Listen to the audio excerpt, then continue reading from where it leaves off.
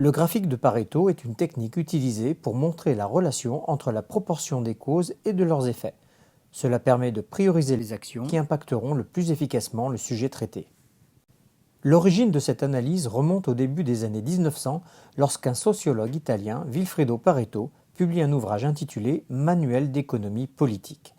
Dans cet ouvrage, il va décrire une observation empirique faite sur la répartition des richesses en Italie.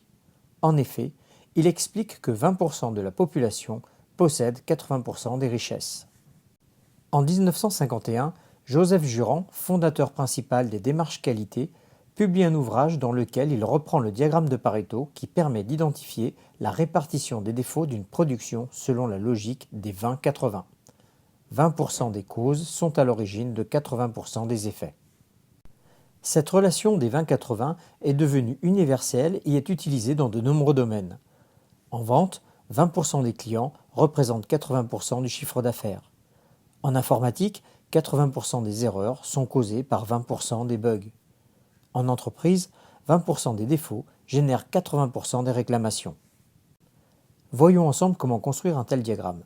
Prenons comme exemple une société qui souhaite analyser les réclamations de ses clients. Dans un premier temps, nous allons définir les différentes familles liées à ces problèmes.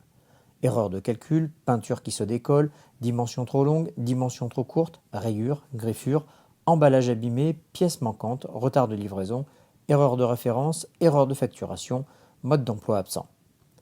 Puis nous allons comptabiliser le nombre de réclamations par famille sur une période donnée.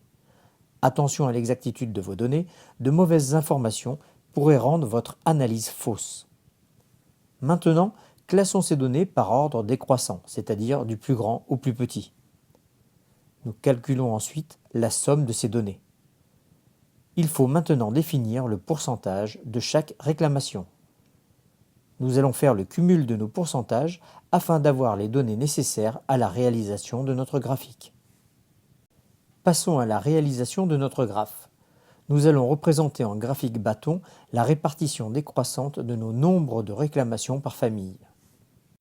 Nous allons ensuite représenter par une courbe le pourcentage cumulé que nous avions calculé. Pour réaliser cette courbe, nous allons mettre un deuxième axe désordonné sur la droite partant de 0 à 100%. Le graphe réalisé, nous allons identifier les familles qui provoquent 80% des effets. Pour cela, nous traçons une droite partant du deuxième axe désordonné à 80% et allant jusqu'à la courbe de nos pourcentages. À l'intersection de notre courbe, nous redescendons sur l'axe des abscisses en marquant un repère.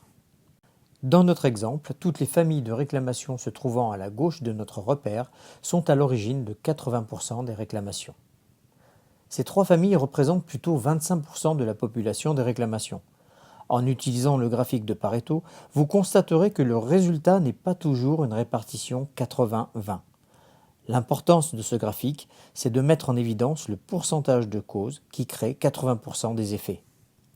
Merci d'avoir suivi cette vidéo, en espérant qu'elle ait pu vous apporter une meilleure compréhension de l'utilisation du graphique de Pareto. À bientôt!